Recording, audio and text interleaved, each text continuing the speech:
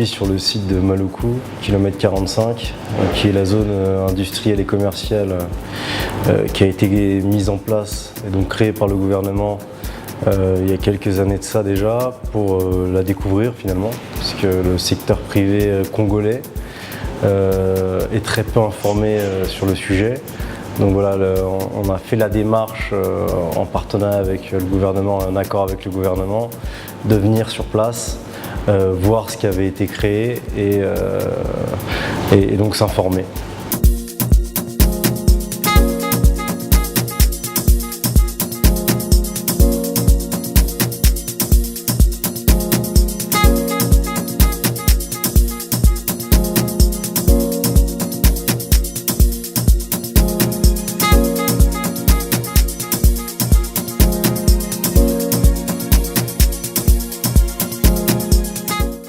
Le portefeuille public incarne l'État qui est actionnaire. Donc c'est l'ensemble des entreprises dans lesquelles l'État a pris une participation soit majoritaire, donc toutes les entreprises publiques, soit minoritaire. Donc le portefeuille public est en charge du suivi de toutes les entreprises publiques ainsi que des participations de l'État dans des entreprises privées.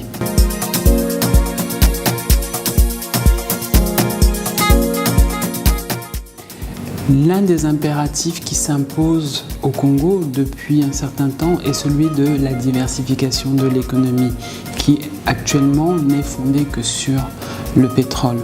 Donc dans le cadre de cette diversification, cette volonté de diversification de l'économie, l'État avait pris la décision de créer cette zone industrielle et de devenir lui-même l'accélérateur de cette diversification de l'économie.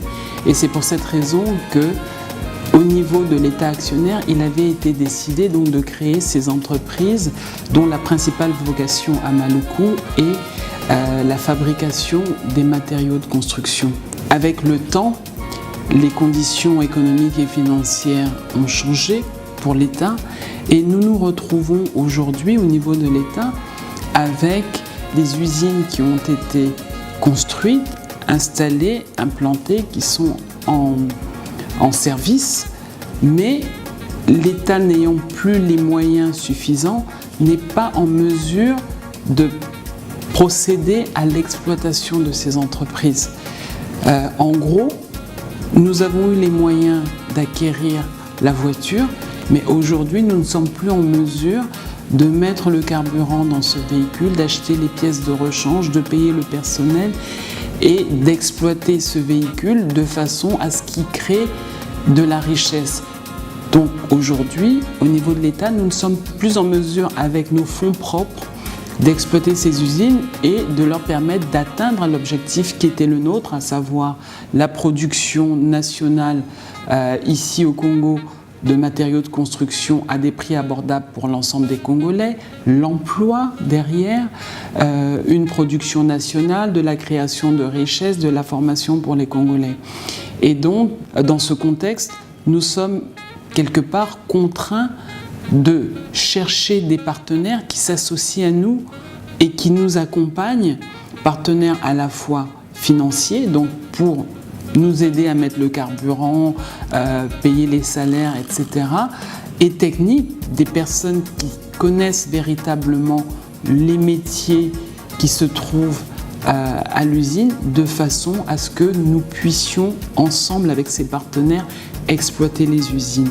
Donc la visite que nous avons faite hier était une visite destinée à présenter à de potentiels partenaires intéressés par ces usines de façon à voir s'il est possible ou pas pour nous l'État d'aller plus loin avec ces partenaires.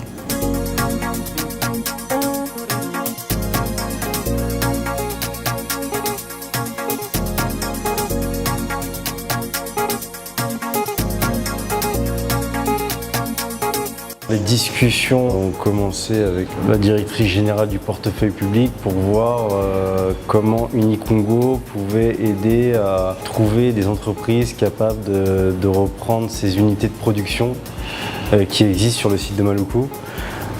puisque ça fait déjà quelques années que le gouvernement essaie de trouver des investisseurs ou des structures susceptibles de venir récupérer la concession. Jusqu'ici, c'est resté infructueux, donc ils se sont dit pourquoi pas passer par nous pour trouver des structures au niveau local. Et si on ne trouve pas au niveau local, des partenaires étrangers, donc des investisseurs étrangers, susceptibles de venir s'installer au Congo.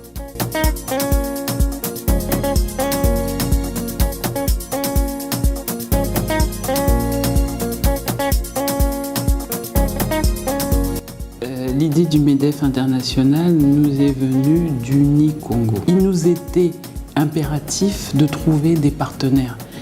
Et le premier partenaire auquel nous avons naturellement pensé, c'est Unicongo. Pourquoi Unicongo? Parce que Unicongo regroupe en son sein un bon nombre d'entreprises qui auraient pu constituer des partenaires potentiels pour l'ensemble des projets. Et Unicongo, étant membre du réseau MEDEF international, nous a suggéré d'élargir notre horizon, notre quête de partenaires aux entreprises affiliées au MEDEF international.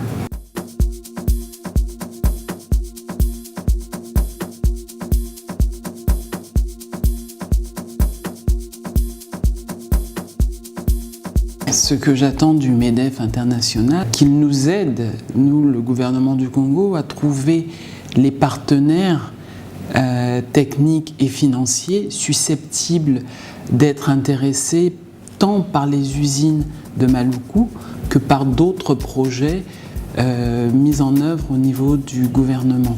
Mon mot de conclusion est un souhait.